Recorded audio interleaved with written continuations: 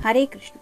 आज का टॉपिक है कोई बहुत सैड है आपके बिना, तो क्या है उनके जज्बात, ये जानने की कोशिश करेंगे आज की रीडिंग से। टैरो से 5 कार्ड और ओरेकल से 10 कार्ड।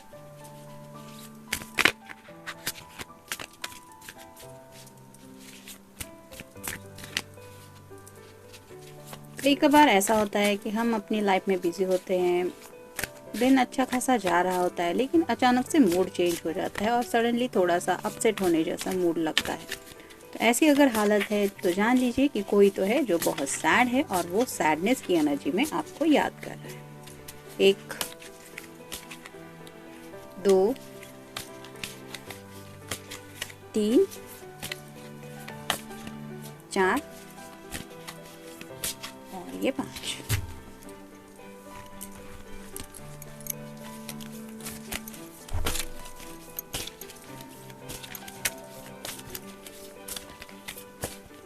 एक 2 3 4 5 6 7 8 9 और ये हो गए 10।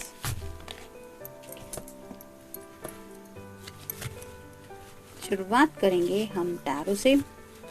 पहला ही कार्ड है पेज ऑफ पेंटिकल्स का, अर्थ साइन, टॉरस, वर्गो या फिर कैप्रिकॉर्न। पेज की एनर्जी में है जैसे ये जो लेडी है वो एक पैर पे खड़ी होके बैलेंस करने की कोशिश कर रही है, लेकिन इसको ये समझ में नहीं आ रहा कि कितने वक्त तक ये ऐसी खड़े रह सकती है, उसके भी कुछ लिमिट्स है। तो वैसे ही शायद ये पर्सन अपनी तरफ से कुछ बातें बर्दाश्त करने की कोशिश कर रहे हैं, यानी कि अगर आप दोनों में दूरियां हैं तो उन दूरियों को बर्दाश्त करने की शायद ये कोशिश कर रहे हैं। हो सकता है अपने आप को काम में बिजी रख रहे हैं, फैमिली में कुछ मिलते जुलते होंगे, या फिर करियर से रिलेटेड बातों को लेके फोकस कर रहे हैं। जैसे यहाँ पे ये लेडी देख नहीं रही है सामने से, वैसे ही शायद आपके पर्सन आपको इग्नोर कर रहे हैं।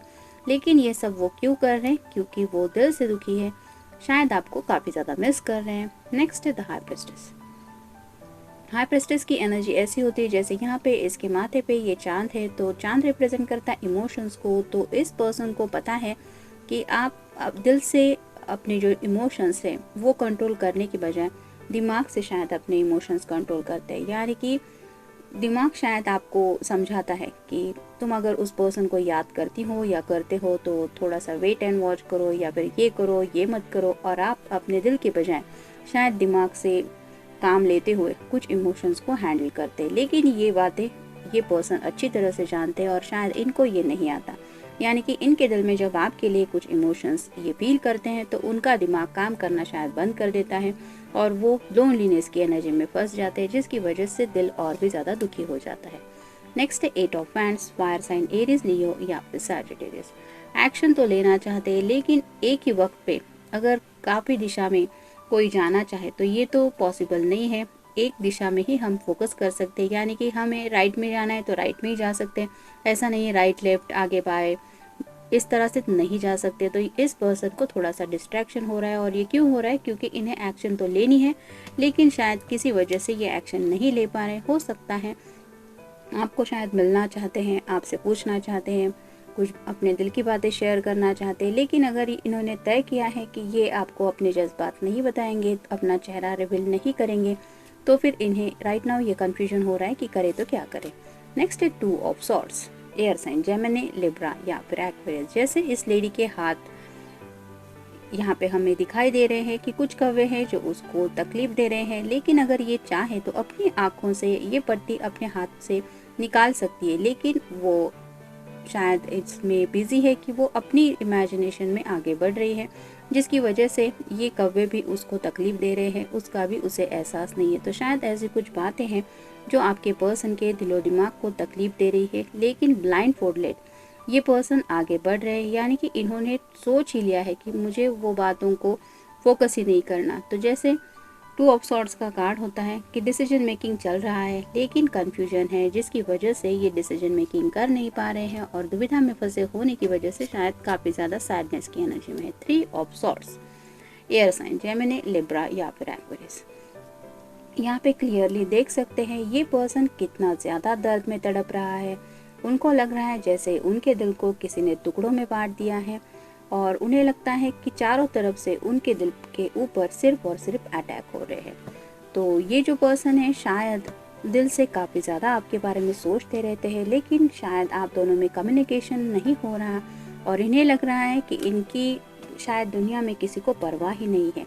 और ये जब कोई भी दिल सोचता है तो किसी भी दिल को तकलीफ होती है। ऐसी शायद तकलीफ भरी बातों को ये फील कर रहे हैं, जिसकी वजह से इन्हें ये दर्द महसूस हो रहा है, सैडनेस का।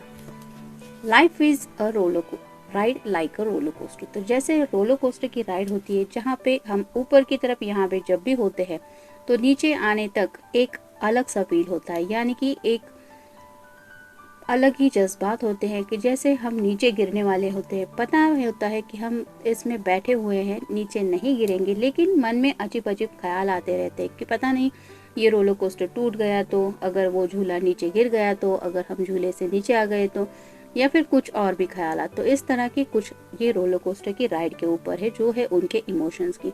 तो उनके इमोशंस में वो काफ़ी ज़्यादा अटक गए हैं, जिसकी वजह से शायद उन्हें लग रहा है कि इस रोलर कोस्टर की राइड के ऊपर कोई भी नहीं बैठ रहा, सिर्फ वो अकेले ही है जो इन सब जज्बातों को डील कर रहे हैं। रे ऑफ होप, शायद उनको कोई उम्मीद की किरण नहीं दिखाई दे रही, यानी कि अपने आप को शायद वो बहलाने की कोशिश कर रहे थे कि हाँ मेरी ज़िंदगी में कोई तो है, मुझे उम्मीद है कि उसको मेरी ज़रूरत है या फिर उसको मेरी परवाह है। लेकिन राइट नाउ ऐसा शायद कुछ हो रहा है जिसकी वजह से उन्हें लग रहा है कि शायद आपको भी उनकी परवाह नहीं है, और ये जब भी सोचते हैं तो उन्हें लगता है कि उनके दिल में अब कोई उम्मीद नहीं है।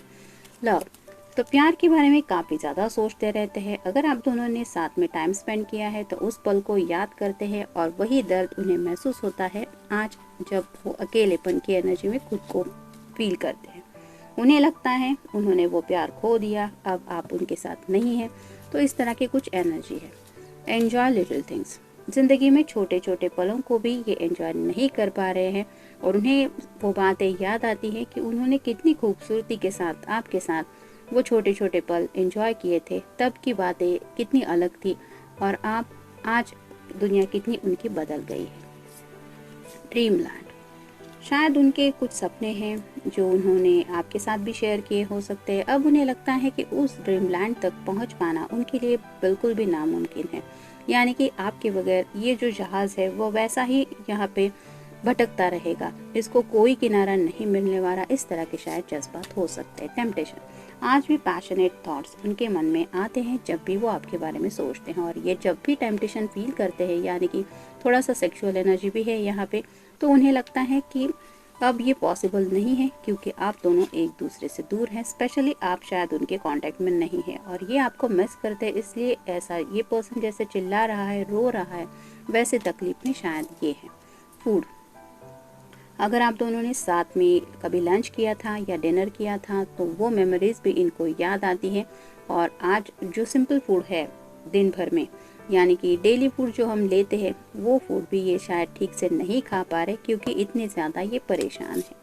मेडिटेशन, हो सकता है अपने आप को इस दुविधा से बाहर निकालने के लिए ये मेडिटेशन वगैरह भी कर रहे हैं, लेकिन जब भी शायद मेडिटेशन करने को बैठते हैं तो हो सकता है उनका माइंड आपके ख्यालात उनके बारे में ज़्यादा सोचने लगता है और इस वजह से शायद टेलीपैथी होती रहती है और उन्हें आपसे मतलब आपकी यादों से छुटकारा तो नहीं मिलता, पर उल्टा हो जाता है कि वो आपको और भी ज़्यादा याद करने लगते हैं। रीडिंग, कुछ लोग हो सकता है सेल्फ हेल्प के लिए कुछ बुक्स वगैरह भी पढ़ रहे हैं, तो वो रीडिंग वगैरह भी करने की कोशिश करते रहते हैं, लेकिन शायद इन किताबी बातों में भी उनका मन नहीं लगता। कॉफ़ी, अगर आप दोनों ने कभी साथ में कॉफ़ी ली थी तो ये पर्सन आज जब अकेले ये कॉफ़ी वगैरह शेयर करने के लिए कोई नहीं है ये समझते हैं, तो उन्हें ऑब्वियसली काफ़ी ज़्यादा दर्द फील होता है। और ये कॉफ़ी जैसे उन्हें लगता है कि ये उनका जो दिल है, जैसे यहाँ पे ये कॉफ़ी का मग जो शेप है, उन्हें लगता है कि वो टूट गया है,